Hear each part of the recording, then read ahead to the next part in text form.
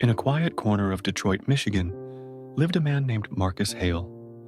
He wasn't rich, nor did he crave wealth.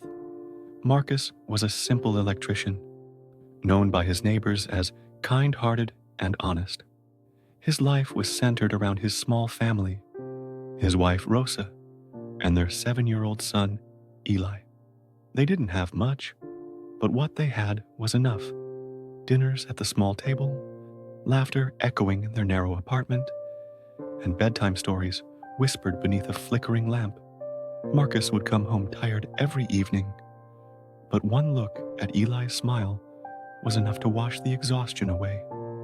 Life was hard, but it was filled with love, and that made it beautiful. One Friday afternoon, everything changed. Eli was crossing the street on his way back from school when a black SUV came speeding around the corner. Tires screeched, people shouted, but the driver never stopped. Marcus got the call while fixing a broken circuit in a downtown diner. He dropped everything and ran, sprinting through traffic, heart in his throat. At the hospital, the news came like a thunderclap. Eli had suffered severe spinal trauma. He was still breathing, but barely. The doctors were clear. Surgery was urgent.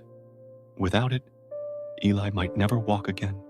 Marcus sat in silence beside Rosa, who was shaking and crying, her hands clutching their son's tiny fingers. The hallway smelled of bleach and worry. His world, which once felt poor but warm, suddenly felt cold and collapsing. In the days that followed, Marcus tried everything. He called old friends, visited local churches, and begged every charity he could find. No one could help. Not fast enough. Rosa's eyes stopped meeting his. Eli lay motionless, his once bright eyes dimmed by pain and confusion. One night, Marcus stood by the hospital window, watching the city lights blink like judgmental stars. That's when Damon, an old acquaintance from the neighborhood, showed up. Damon was known for shady dealings, someone Marcus had always avoided. But now, desperation drowned principles. "You need cash?" Damon said, lighting a cigarette in the parking lot. "I got something you can do. Ain't pretty, but it'll get you what you need." Marcus didn't respond, but the next night, he showed up at Damon's door. Marcus's first job was small, snatching a purse from a woman coming out of a late-night diner. He wore a hoodie, a mask, and gloves. Damon drove. His heart pounded harder than it ever had before. When he grabbed the bag, the woman screamed and fell. She wasn't young. She could have been someone's mother. As Marcus ran back to the car, he heard her crying, "Please, my medicine's in there." That night, Marcus didn't sleep. He gave the cash to Rosa, saying he'd picked up night shifts at a warehouse. She looked relieved, almost proud, but Marcus couldn't look her in the eye. The second job came 2 nights later. This time, Marcus and Damon waited outside a gas station. A man in his 20s walked out, counting change. Marcus approached him slowly.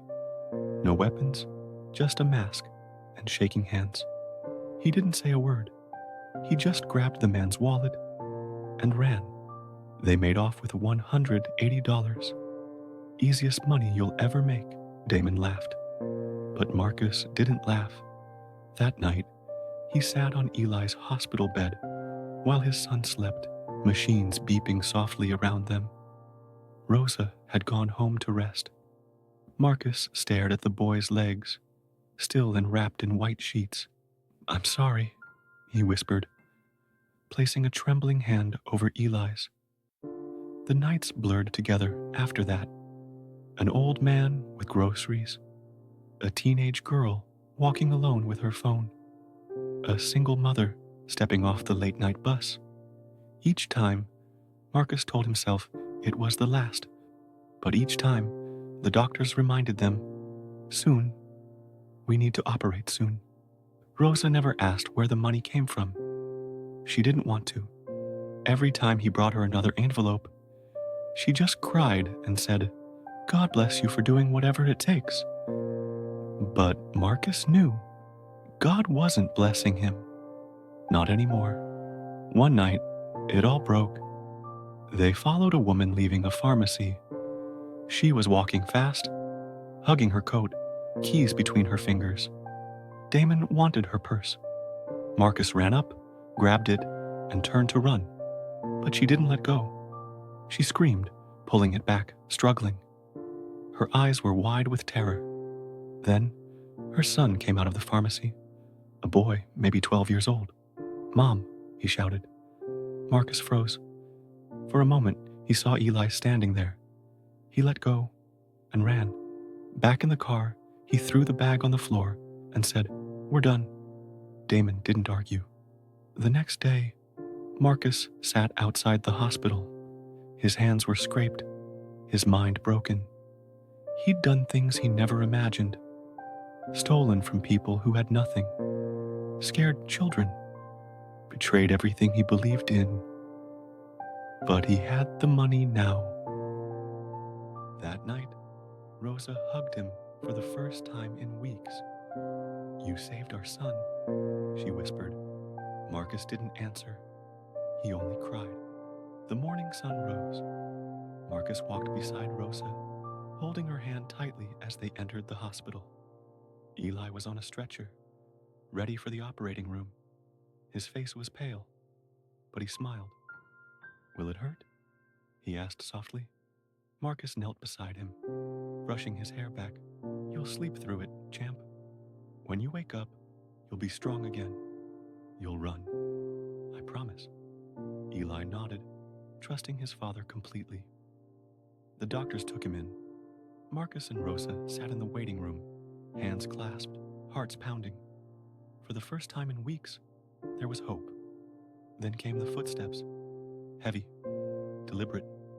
2 officers entered the waiting area. One of them, a tall woman in uniform, walked straight toward Marcus. "Marcus Hale?" she said calmly. He stood slowly. Rosa looked confused. "What's going on?" The officer glanced at her, then back to Marcus. "You're under arrest. You have the right to remain silent." Rosa gasped. "No. Now? But our son, he's in surgery." Tears filled Marcus's eyes. "Please, just let me wait until he wakes up. Please." The officers hesitated. Then the woman sighed. "We'll wait. But you're not leaving this building." Marcus sat back down, his wrists cuffed in front of him. Every second crawled. He stared at the double doors of the operating room like they held his soul. Rosa sat beside him, sobbing into her scarf. "What did you do, Marcus?" He couldn't answer. His mouth trembled. His heart felt hollow. After 2 hours, the doctor finally came out. The surgery was successful. Eli's stable Rosa ran to him, crying with relief. Marcus just broke. He was escorted out in silence, passing by families in the hallway. Some looked at him with pity, others with disgust. But he didn't care. Not anymore. His son was going to walk again, and that was the only thing that mattered. Now, Dad, your son is keen to tell your story to as many people as possible, so that they can see that you had to do this to save your only son.